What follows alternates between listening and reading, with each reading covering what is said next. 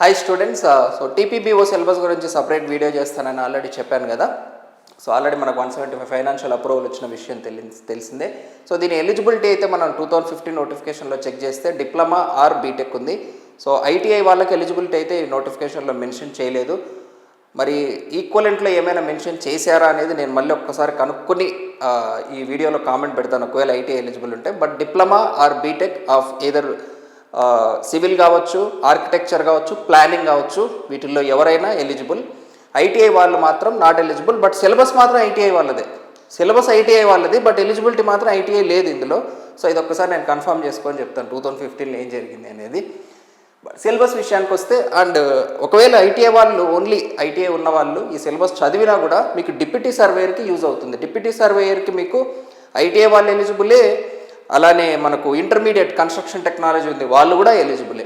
So వాళ్ళకు ఇది ఎలాగో యూజ్ అవుతుంది. ఓకేనా?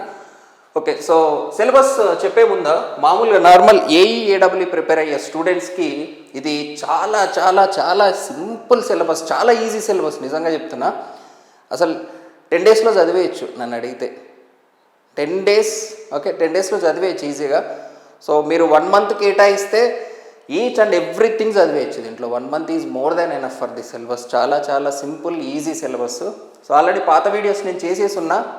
ఎందుకంటే ఏపీ సచివాలయంలో అక్కడ విలేజ్ సర్వేయర్కున్న సిలబస్, ఇక్కడ టౌన్ ప్లానింగ్ టీపీబీఓకున్న సిలబస్ కామనే. ఇన్ఫ్యాక్ట్ దానికంటే ఇంకొంచెం తక్కువ సిలబస్ ఉంది ఇది చెప్పాలంటే. ఇంకా అక్కడ మనకు ఇరిగేషన్ స్ట్రక్చర్స్ అని ఇలాంటివి కొన్ని ఉన్నాయి, అవి ఇందులో మనకు కనిపించట్లేదు. ఓకేనా? సో సిలబస్లోకి వద్దాం.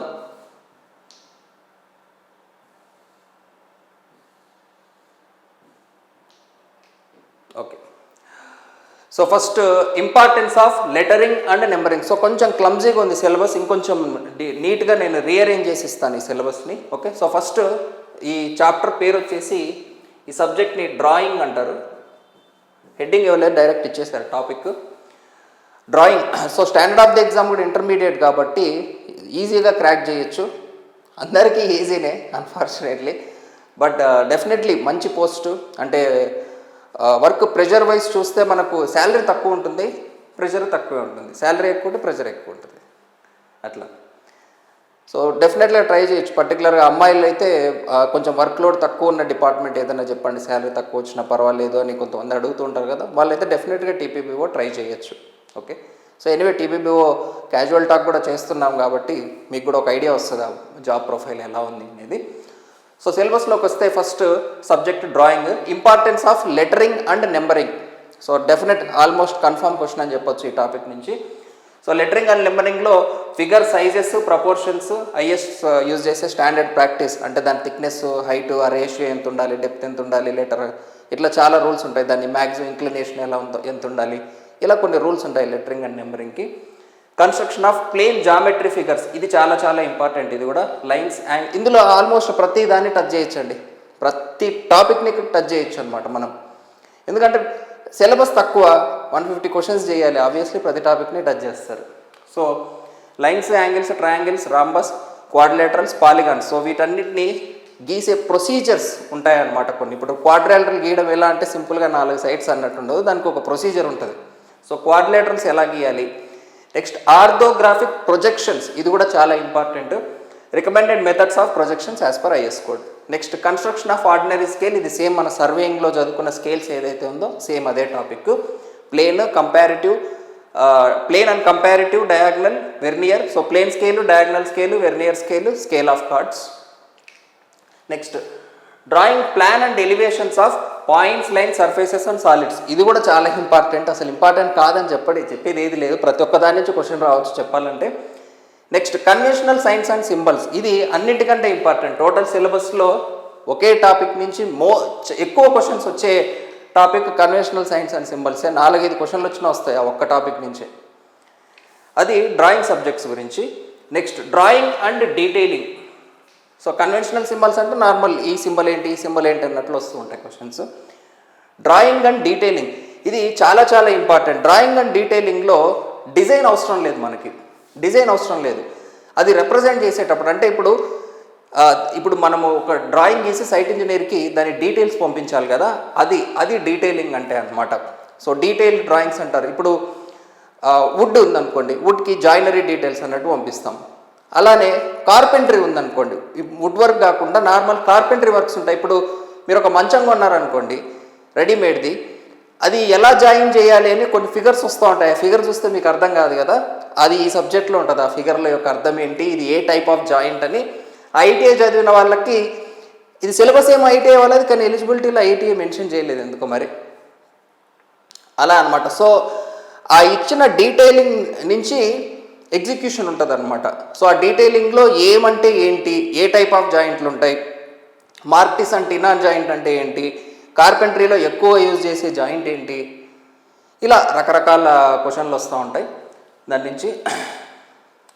Next brick arrangements. So brick arrangements, various type of brick arrangements ఉన్నాయి. మన ఇంగ్లీష్ ఫ్లెమిష్ బాండ్ లాంటివి కాకుండా ఇంకా చాలా చాలా రకాల బ్రిక్ అరేంజ్మెంట్స్ ఉన్నాయి, అన్నీ చదవాలి. Various type of rat trap bond అని రకరకాల బాండ్స్ ఉంటాయి.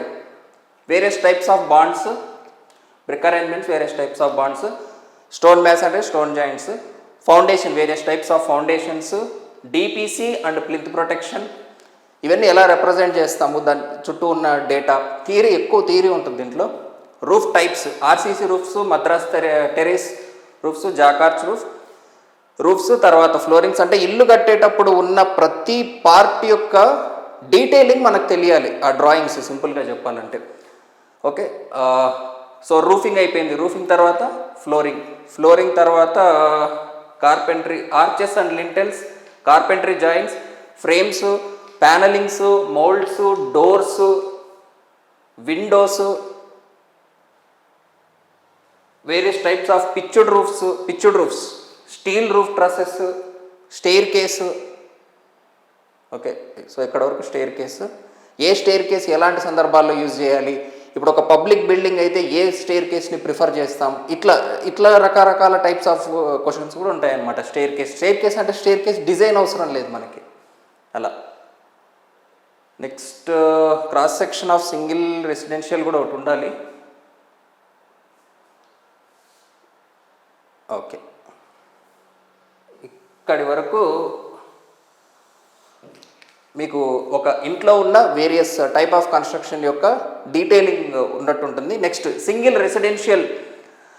సింగిల్ స్టోరీడ్ రెసిడెన్షియల్ బిల్డింగ్కి plan, section, elevation, cross section showing the different types of roads, railway track, embankment layout, platform, different types of irrigation కూడా ఉంది. Different types of irrigation structure, ఇందులో నుంచి కూడా చాలా క్వశ్చన్లు వస్తాయి. Different types of irrigation structures అంటే మీరు అసలు ఊహించలేరు ఇందులో ఎంత సిలబస్ ఉంది అని. అలానే ఇరిగేషన్ మొత్తం చదవాలంటే మొత్తం చదవడానికి కూడా లేదు, ఇది కొంచెం టిపికల్గా ఉంటుంది.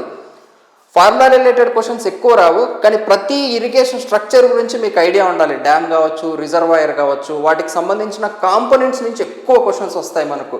ఇప్పుడు డివైడ్ వాల్ అంటే ఏంటి, ఇలాంటి క్వశ్చన్లు వస్తాయి అన్నమాట. వేర్స్ కావచ్చు, లీవీస్ అంటే ఏంటి, చెక్స్ అంటే ఏంటి, ఇట్లా ఓవరాల్ ఇరిగేషన్ స్ట్రక్చర్స్ గురించి ఐడియా మీకు ఉండాలి, కానీ డిజైన్ అవసరం లేదు, అట్లా నేర్చుకోవాలన్నమాట. ఇరిగేషన్ ప్రతి స్ట్రక్చర్ గురించి తెలియాలి మనకు. గ్రయాన్స్ అంటే ఏంటి, ఇలా డిఫరెంట్ టైప్. సో ఇది కూడా చాలా మంచి వెయిటేజ్ ఉన్న టాపిక్ అండి, irrigation structures. Pipeline joints, ఇది కూడా చాలా important, almost guarantee question. Pipeline joints కూడా. Manholes, sanitary fittings, forms of rivet heads. So rivet ఉంటే రివెట్ డిజైన్ చదవాల్సిన అవసరం లేదు. రివెట్ని రిప్రజెంట్ చేసేటప్పుడు ఇప్పుడు ఒక రివెట్ డయామీటర్ మెన్షన్ చేయాలంటే ఏ సింబల్తో మెన్షన్ చేస్తారు, ఇలా వస్తాయి అన్నమాట questions. Types of riveted joints మీకు తెలిసినవే, ల్యాబ్ జాయింట్ కానీ, బట్ జాయింట్ కానీ, సింగిల్ కవర్, డబుల్ కవర్, ఇలాంటివన్నీ. నెక్స్ట్ స్టాండర్డ్ స్టీల్ సెక్షన్స్ ఏమున్నాయి, స్టాండర్డ్ కనెక్షన్స్. సో ఇది యాజ్ పర్ వర్కింగ్ స్ట్రెస్ మీరు గుర్తుపెట్టుకోవాల్సింది, రివిటెడ్ కాబట్టి లిమిట్ స్టేట్ కాదు ఇది. సో ఇప్పటి వరకు మీకు ఇదంతా కొంచెం క్లమ్జీగా ఉంటుంది. ఓవరాల్ సబ్జెక్ట్స్ ఏమున్నాయి నేను ఇక్కడ రాస్తాను. ఇప్పటి వరకు మనం ఏం డిస్కస్ చేసామంటే, ఒకటి drawing, next drawing and detailing. ఇది సేమ్ ఏపీ సిలబస్ కాపీ పేస్టే ఉంది, కానీ టాపిక్ సెగ్రిగేషన్ నీట్గా లేదు అంతే. సో నేను చూసిన తర్వాత ఒక్క టాపిక్ కూడా అటు ఇటు పోలేదు, as it is copy paste syllabus అయితే. డ్రాయింగ్ అండ్ డీటెయిలింగ్, ఆ తర్వాత క్రాస్ సెక్షన్ డీటెయిల్స్ అంటే ఇంటి plan, elevation, cross section details అంటారు దాన్ని. సో క్రాస్ సెక్షన్ డీటెయిల్స్లో మనకి ఏమొస్తాయి అనేది, తర్వాత రోడ్స్, రైల్వే ట్రాక్, అంటే రైల్వే ట్రాక్ కాంపోనెంట్స్. మనకు రైల్వే ట్రాక్ డ్రాయింగ్లో ఏముంటాయో అవి ఇంపార్టెంట్. అందులో పర్మనెంట్వి ఏంటి అన్నట్టు కూడా అడుగుతూ ఉంటారు చిన్న చిన్నవి. నార్మల్ మీరు రైల్వే ఇంజనీరింగ్ చదువుకుంటారు కదా, అది మోర్ దాన్ ఎనఫ్. అందులో ఫార్ములాస్ అవసరం లేదు. అలా ఎక్కడున్నాం, railway track, embankment, layout, platform. So railway track, embankment and layout of platform. So ఇదంతా అందులోకే వచ్చేస్తుంది, రైల్వేలోకి. Next different types of irrigation structures, ఇది కూడా సపరేట్ చేయాలి. Irrigation structures, pipeline joints,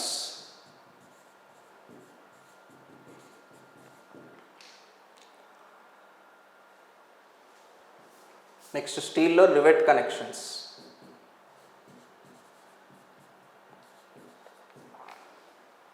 and standard steel connections. So overall అంటే subjects మీకు idea ఉండడానికి, ఇందులో సబ్జెక్ట్ సెగ్రిగేషన్ అనేది అంత నీట్గా లేదు తెలంగాణ సిలబస్లో.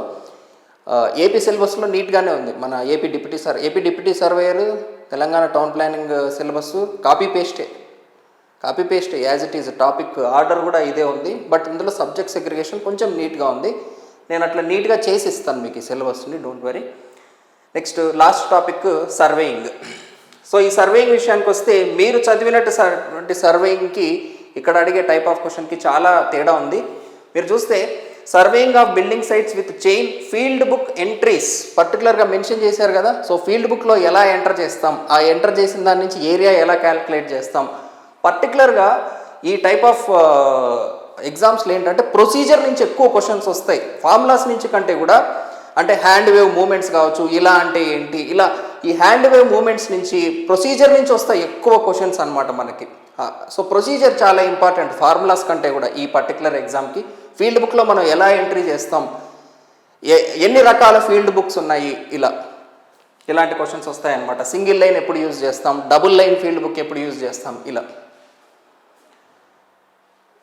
సో దాన్ని సో ఫీల్డ్ బుక్ ఎంట్రీ, అందులో ప్లాటింగ్ ఎలా చేస్తాం, దాన్ని యూజ్ చేసి ఏరియాస్ ఎలా క్యాలిక్యులేట్ చేస్తాం, using of prismatic compass handling. So prismatic అంటే మనకు కంపాస్ సర్వే, లెవెలింగ్ కూడా ఉంది, differential levelling, surveying of building sites, chain and level calculations. So chain and level calculation field బుక్ని యూజ్ చేసి. సో కొంచెం ఫీల్డ్ బుక్ ఐడియా ఉండాలి మీకు. Normal మీరు సర్వేయింగ్ లాగా చదువుంటారు, కానీ ఒక్కసారి ఫీల్డ్ బుక్ నుంచి చూస్తే ఆ బుక్ నుంచి కూడా ఏదన్నా ఒక క్వశ్చన్ రావచ్చు అనమాట. సో సర్వేయింగ్ ల్యాబ్ ఎవరైనా చేసుంటే పర్వాలేదు, కానీ చేయకపోతే మాత్రం ఒక్కసారి అసలు ఆ ఫీల్డ్ బుక్ అంటే ఏంటి, ఎలా ఉంటుంది అనేది ఒక్కసారి చూడండి. ఓకే, యూజ్ అవుతుంది. Next plotting of longitudinal or cross section. Okay, calculation of earthwork, ఇది కూడా చాలా ఇంపార్టెంట్ అండి. ఇది నార్మల్గా ఎస్టిమేషన్ కాస్టింగ్లో వస్తుంది మీకు, క్యాల్కులేషన్ ఆఫ్ ఎర్త్ వర్క్ అనేది. ఆల్రెడీ ఎస్టిమేషన్లో కూడా చెప్పున్నా నేను, ఇందులో కూడా చెప్పున్నా. క్యాల్కులేషన్ ఆఫ్ ఎర్త్ వర్క్ అంటే prismoidal formula, trapezoidal formula, Simpson rule, ఇవన్నీ ఉంటాయి అన్నమాట. Next plotting of longitudinal and cross section. Next drawing of contours. So contours related మనకు క్యారెక్టరిస్టిక్స్ ఆఫ్ కాంటూర్స్ ఇలాంటివి ఉన్నాయి కదా, నార్మల్ మీరు అవి చదువుకుంటే సరిపోతుంది అనమాట. ఓకే, సో ఓవరాల్ ఇదండి మీ syllabus. Drawing.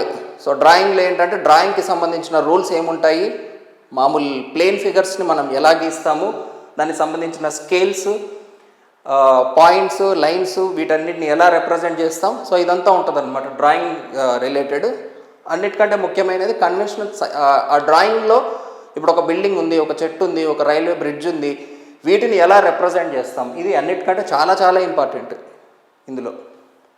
Next drawing and డీటెయిలింగ్లో మన ఇల్లు కట్టే దాంతో ఉన్న ప్రతి దాన్ని డ్రాయింగ్లో ఎలా రిప్రజెంట్ చేస్తాం అనేది మనకు తెలిసి ఉండాలన్నమాట. అది డ్రాయింగ్ అండ్ డీటెయిలింగ్ అంటే. సో రూఫ్ కావచ్చు, ఫ్లోర్ కావచ్చు, డోర్స్, విండోస్ అన్నీ, each and frames, staircase, each and every component important అనమాట. ఓకే, ఇక్కడ వరకు. సో తర్వాత సింగిల్ స్టోరీ రెసిడెన్షియల్ బిల్డింగ్కి మామూలుగా మనం ప్లాన్ కావచ్చు, ప్లాన్ అండ్ ఎలివేషన్లో మనకి ఏ డీటెయిల్స్ కనిపిస్తాయి అనేది ఒకటి. తర్వాత cross section of roads, railways. Cross section of roads మామూలుగా మనం ట్రాన్స్పోర్టేషన్ ఇంట్రడక్షన్ చూస్తాం కదా, cross section of road same అదే. అలానే పర్మనెంట్ వే కూడా cross section including the platform. Including the platform. Next different types of irrigation structure, ప్రతి structure గురించి తెలుసుకోవాలి త్రూ అవుట్ ఇరిగేషన్ సబ్జెక్ట్లో ఉన్నది. ఓకే, నెక్స్ట్ ఇప్పుడు అండర్ స్లూయిస్ అంటే ఏంటి, దాని యూజ్ ఏంటి, ఇట్లా ఏదైనా ఎక్కడి నుంచి అయినా రావచ్చు irrigation related question. Okay, next pipe line joints, ఇది కూడా చాలా చాలా ఇంపార్టెంట్. ఏడబ్ల్యూ వాళ్ళు జనరల్గా చదివి ఉన్నారు పైప్ లైన్ జాయింట్స్ గురించి. మ్యాన్ హోల్స్, శానిటరీ ఫిట్టింగ్స్, ఇది మామూలుగా మనకు ఎన్విరాన్మెంటల్లో శానిటరీ ఇంట్రడక్షన్ చాప్టర్లో వస్తుంది అనమాట. ఈ sanitary related manholes, lamp manhole అంటే ఏంటి, ఇలాంటివి. రివెట్స్, సో రివెట్ అంటే డిజైన్ చదవాల్సిన అవసరం లేదు, డ్రాయింగ్ రిప్రజెంటేషన్ చాలా ఇంపార్టెంట్. తర్వాత types of riveted joints, standard steel sections, standard connections అంటే eccentric connections, different types of connections. Okay, తర్వాత surveying.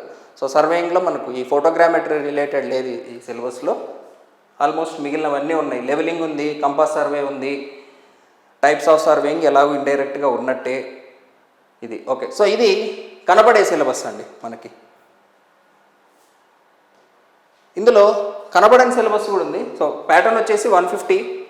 So obviously general studies చాలా కీలకమవుతుంది, ఈక్వల్ వెయిటేజ్ ఉంది కాబట్టి. So general studies paper intermediate standard కదా, ఈజీగా వస్తుందని మాత్రం అనుకోవద్దు. 2015 జనరల్ స్టడీస్ పేపర్ కొంచెం టఫ్గానే ఉంది. ఏడబ్ల్యూ పేపర్ కంటే ఇన్ఫ్యాక్ట్ ఈ పేపరే కొంచెం కష్టంగా అనిపించింది నేను చూస్తే మాత్రం. మీరు కూడా ఒకసారి అబ్జర్వ్ చేయండి, మీకు కూడా అలానే అనిపించిందేమో. సరే, అది పక్కకు పెట్టేస్తే ఇది కనపడే సిలబస్ అండి. కనపడని సిలబస్ ఒకటి ఉంది ఇండైరెక్ట్గా, అదే కాంక్రీట్ టెక్నాలజీ. నేను ప్రీవియస్లో క్వశ్చన్స్ అబ్జర్వ్ చేసే చెప్తున్నాను. ఇది సిలబస్లో మీకు క్లియర్గా కనిపించదు కాంక్రీట్ టెక్నాలజీ ఉన్నట్టు, బట్ చదవాలి. కాంక్రీట్ టెక్నాలజీ, బిల్డింగ్ మెటీరియల్స్ మొత్తం ఏం అవసరం లేదు, ఓన్లీ కాంక్రీట్ టెక్నాలజీ మాత్రం ఖచ్చితంగా చదవండి. బ్రిక్స్ అనేది ఎలాగో డీటెయిలింగ్లో మనకు తెలిసిపోతుంది, బ్రిక్స్ అక్కడ చదువుతాం కాబట్టి. But concrete related exclusive building మెటీరియల్స్లో ఉన్న కాంక్రీట్ టెస్ట్లు కావచ్చు, ఏవైనా అలాంటి క్వశ్చన్లు కూడా వచ్చే ఛాన్స్ ఉంది దీనికి, రైట్? సో సిలబస్ ఆల్రెడీ చూశారు కదా. సిలబస్ చూడడానికి ఎక్కువ ఉన్నట్టు అనిపిస్తుంది, కానీ ఈ సిలబస్కి నేను రికార్డ్ చేస్తే లెక్చర్స్ నా అంచనా ప్రకారం అయితే ఒక 15 to 20 hours నాకు ఎక్కువ అండి ఇది యాక్చువల్గా చెప్పాలంటే. ఎందుకంటే ఆల్రెడీ ఈ సిలబస్ మొత్తం చెప్పేసి ఉన్నా, చాలా సక్సెస్ రేట్. ఇన్ఫ్యాక్ట్ నా ఇన్స్టిట్యూట్ని పడిపోతున్నప్పుడు నిలబెట్టిన నోటిఫికేషన్ ఏపీ సచివాలయం నోటిఫికేషన్ అని చెప్పచ్చు. ఆ నోటిఫికేషన్కి నేను చేసిన క్లాసులు ఇప్పటికీ యాప్లో ఉన్నాయి, సేమ్ కాపీ పేస్ట్ సిలబస్, అది కూడా టీపీబీఓకి. నాకు తెలిసి అరౌండ్ 10 గంటలు ఉంటుంది అప్పుడు చెప్పిన క్లాసు. ఇప్పటికి నాకు తెలిసి ఫస్ట్ నోటిఫికేషన్, సెకండ్ నోటిఫికేషన్ కలిపి దాదాపుగా ఒక 300 మంది దాకా ఉంటారు. 4 జాబులు వచ్చిన వాళ్ళు ఉన్నారు అప్పుడు ఈ 10 గంటల క్లాసు విని. సో కంగారు పడాల్సింది ఏం లేదు. బేసిక్గా సిలబస్లోనే అంత డెప్త్ లేదు మనకి, చూడడానికి ఎక్కువ అనిపిస్తుంది, కానీ నాకు చెప్పడానికి 15 hours సరిపోతుంది. అది మీరు వినడానికి 15 days పడుతుంది. విని అర్థం చేసుకుని నోట్స్ రాసుకుని ఆ డ్రాయింగ్స్ అవి గీసుకోవడానికి మీకు 15 days పడుతుంది. వర్స్ట్ కేసులో 1 month, అంతకు మించి అయితే పట్టదు. సో అంత కంగారు పడాల్సింది ఏం లేదు. చాలా మంచి ఆపర్చునిటీ. రిలేటివ్లీ అంటే ఈజీ అంటే అందరికీ ఈజీనే. ఆ టైంలో టెక్నికల్ ఈజీగా అందరు స్కోర్ చేసేయచ్చు నాకు తెలిసినంత వరకు. జనరల్లీ ఎక్కువ కీలకమయ్యే ఛాన్స్ ఉంది. బట్ టెక్నికల్ పరంగా అయితే మాత్రం నా వరకు నాకు చాలా కాన్ఫిడెన్స్ ఉంది. ఎందుకంటే పాత వీడియోల కంటే డెఫినెట్గా అప్గ్రేడ్ చేస్తాను కంటెంట్ అయితే. సో అప్పుడు 10 గంటలు చెప్పాను, ఇప్పుడు ఒక 50% పెంచితే ఒక 15 గంటలు చెప్తాను. సో ఒక 15 or మహా అంటే ఒక 20 hours, 20 hours మించి అయితే నాకు తెలిసి రాదు కంటెంట్. ఎందుకంటే ఆల్రెడీ చెప్పున్నాను కాబట్టి ఒక రఫ్ అంచనా ఉంది, ఒకవేళ అప్గ్రేడ్ చేస్తే ఎంతవరకు రావచ్చు నెంబర్ ఆఫ్ అవర్స్ అనేది. ఆల్రెడీ ప్రిపేర్ అవుతున్న స్టూడెంట్స్ అయితే పాత వీడియోస్ చూడండి. జస్ట్ ఒక 30% of the content, 20 to 30% of the content. పెరుగుతున్న కాంపిటీషన్ ప్రకారం ఇంకా కొంచెం అంటే కొన్ని హెడ్డింగ్స్ మనకు ఇంత కట్ ఆఫ్ ఉంటుంది, దీనికి ఇది అవసరం లేదు అన్నట్టుగానే చెప్పాను నేను. ఎందుకంటే అప్పుడు ఎగ్జామినేషన్ 1 monthలో ఉంది. అప్పటి వరకు నేను ఆ సిలబస్ ఎప్పుడు చూడలేదు. 1 month లోపే ఆ సిలబస్ చూసి నేర్చుకుని చెప్పేసిన, జాబులు కూడా వచ్చేసినాయి. బట్ ఇప్పుడు ఆల్రెడీ చెప్పేసిన ఎక్స్పీరియన్స్ ఉంది కాబట్టి ఇంకొంచెం డెఫినెట్గా బెటర్గా ఉంటుంది ఈసారి చెప్పే వర్షన్, అదనమాట. ఓకేనా? So already particular TPBO aspirants అయితే మాత్రం పాత వీడియోలు చూడండి. కొత్త వీడియోల్లో మీకు ఏమైనా అప్డేట్స్ ఉంటే అప్పుడు జస్ట్ నోట్ చేసుకుంటే సరిపోతుంది మీకు. ఓకేనా? అండ్ కావాలంటే అప్పుడు మామూలుగా రిజల్ట్ వచ్చిన వెంటనే స్టూడెంట్స్ ఏ ఫీడ్బ్యాక్ అయితే నాకు టైప్ చేసి పంపించారో అది ఒక వీడియో లాగా చేశాను. ఆ వీడియో లింక్ కూడా నేను మీకు ఈ వీడియో డిస్క్రిప్షన్లో పెడతాను. ఒకసారి చూడండి, మీకు కూడా కాన్ఫిడెన్స్ వస్తుంది. అరే 15 hours నిజంగా అయిపోతుందా ఈ సిలబస్ అనిపిస్తుంది. కాబట్టి ఆ లింక్ కూడా పెడతాను డిస్క్రిప్షన్లో, ఒకసారి చూడండి. Okay, and thanks for watching.